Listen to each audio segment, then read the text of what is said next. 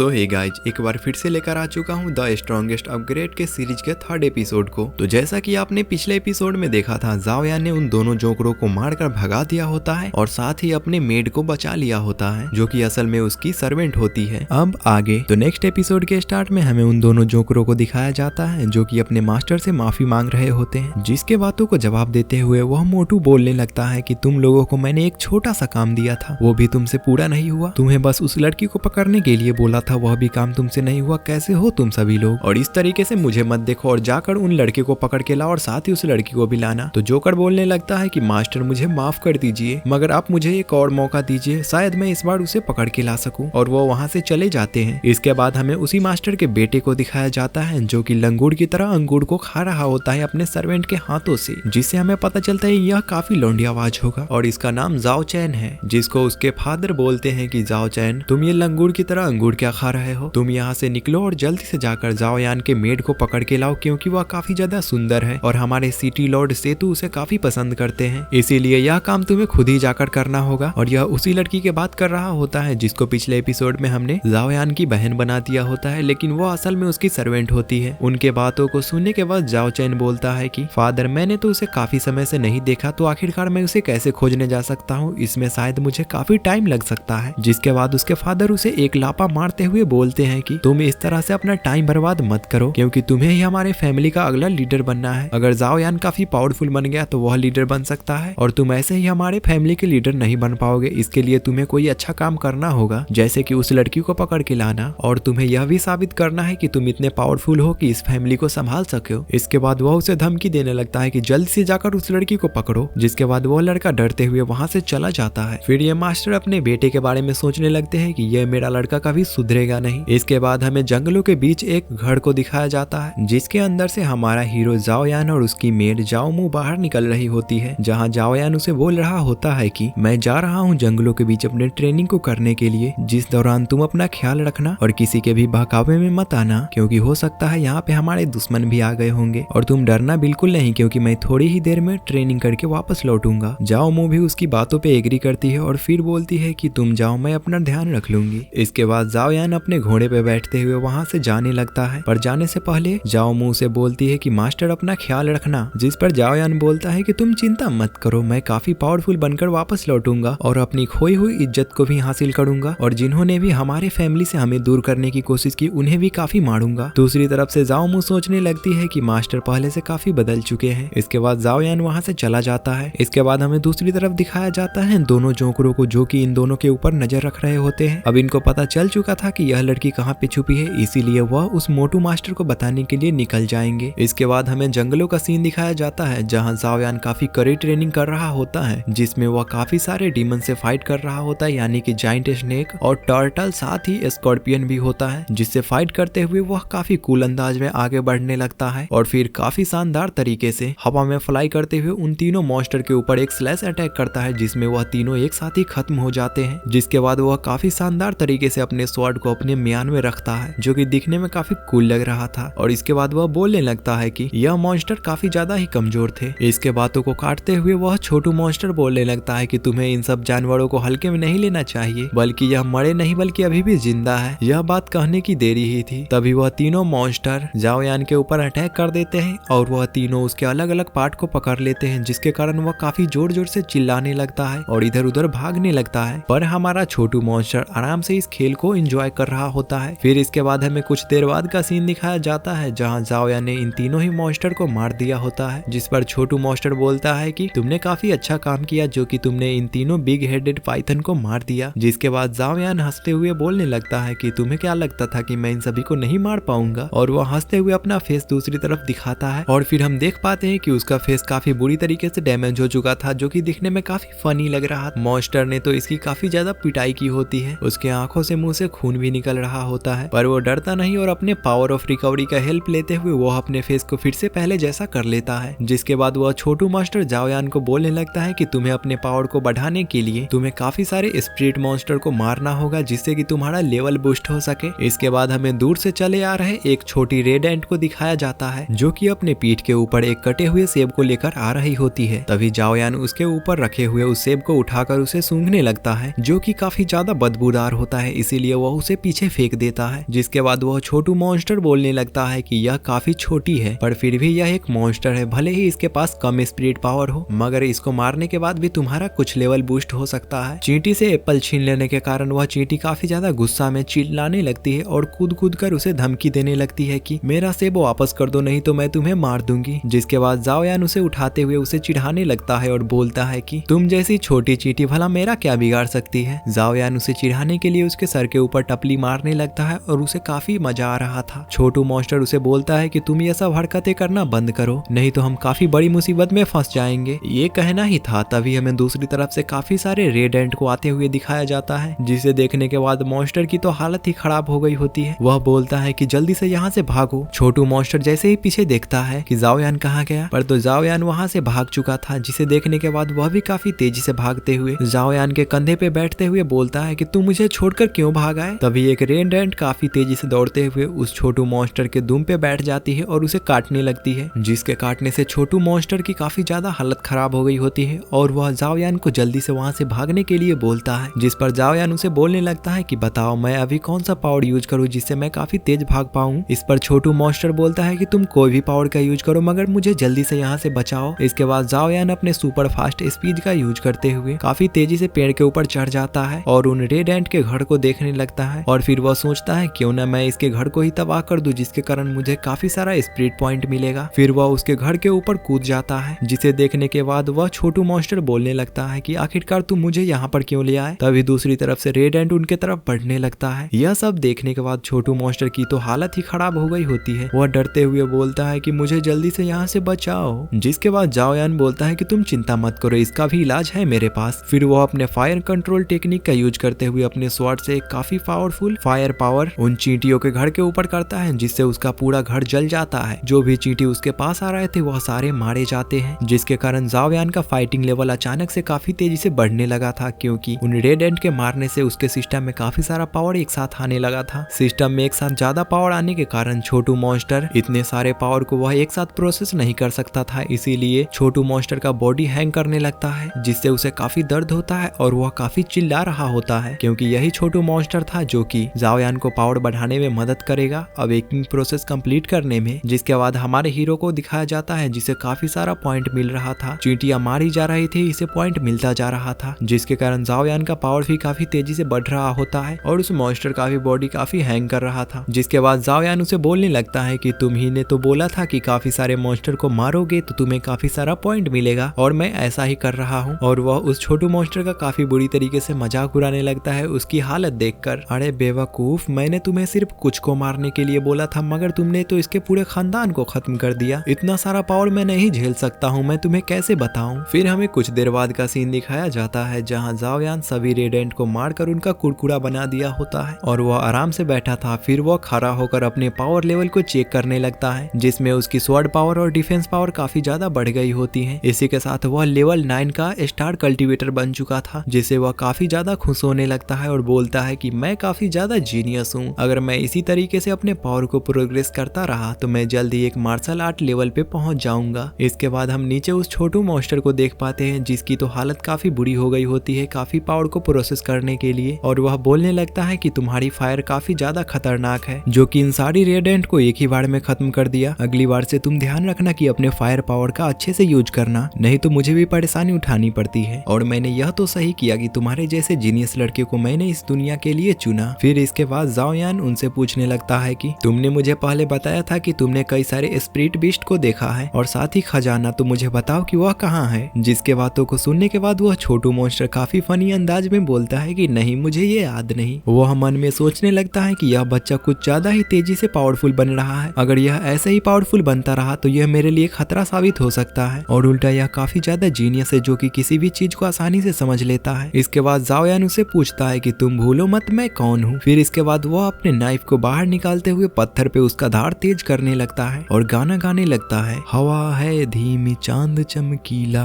आज मैं निकालूंगा तेरा कीमा। जाओयान के इस तरह के बातों को सुनने के बाद वह छोटू मॉन्स्टर काफी ज्यादा डरने लगता है, जो कि दिखने में काफी फनी लग रहा होता है। उसकी तो डर के मारे हालत खराब हो गई होती है, उसका पूरा बॉडी थरथराने लगता है। वह सोचता है कहीं यह मुझे तो मारने की फिराक में नहीं है, और वह जाओयान से डरते हुए पूछने लगता है कि आखिरकार तुम इस नाइफ का क्या करने वाले हो। जिसके बातों का जवाब देते हुए जाओयान बताता है कि तुम्हें नहीं मालूम, आज अंधेरी रात है और हवा भी काफी तेज चल रही है, जिससे तुम्हें समझ जाना चाहिए कि ऐसा समय सिर्फ किसी को मारने के लिए ही होता है। इसके बातों को सुनने के बाद वह छोटू मॉन्स्टर अंदर से काफी ज्यादा ही डरने लगता है और उससे बोलने लगता है कि तुम्हें यह सब करने की कोई जरूरत नहीं, मुझे सारी बातें याद आ गई है। हाँ, वो मैंने पहले कहा था कि मैं तुम्हें काफी सारे स्पिरिट मॉन्स्टर का पता बताऊंगा और कई सारे खजाने उपलब्ध कराऊंगा। और फिर वह उसे एक एरो दिखाता है और बोलता है कि तुम इसे फॉलो करके वहां तक पहुंच जाओगे। जिसके बाद जाओयान उसे काफी जोर से पीछे फेंकता है और वह दौड़ते हुए उसका पीछा करने लगता है। दूसरी तरफ वह गिरता हुआ छोटू मॉन्स्टर बोलने लगता है कि यह बच्चा कुछ ज्यादा ही घमंडी होता जा रहा है, अगर यह ऐसा ही होता रहा तो मेरे लिए काफी ज्यादा खतरनाक साबित होगा, मुझे जल्दी से जल्दी इसका कोई इलाज करना होगा। और इसी के साथ यह एपिसोड एंड होता है। तो गाइज, सीरीज कैसी लगी कमेंट करके जरूर बताएं। अगर अच्छी लगी हो तो वीडियो को लाइक और चैनल को सब्सक्राइब करना ना भूलें, क्योंकि वीडियो बनाने में काफी मेहनत लगती है। और अगर आप चाहते हैं कि इस सीरीज का नेक्स्ट एपिसोड डेली डाला करूं, इसके लिए आपको सब्सक्राइब करना होगा और काफी सारा भर के कमेंट, ताकि हमारा वीडियो और भी ज्यादा चले। तो उम्मीद करता हूँ कि ये सारे टास्क आप आराम से कंप्लीट कर देंगे। तो मिलते हैं किसी न्यू वीडियो में, तब तक के लिए बाय।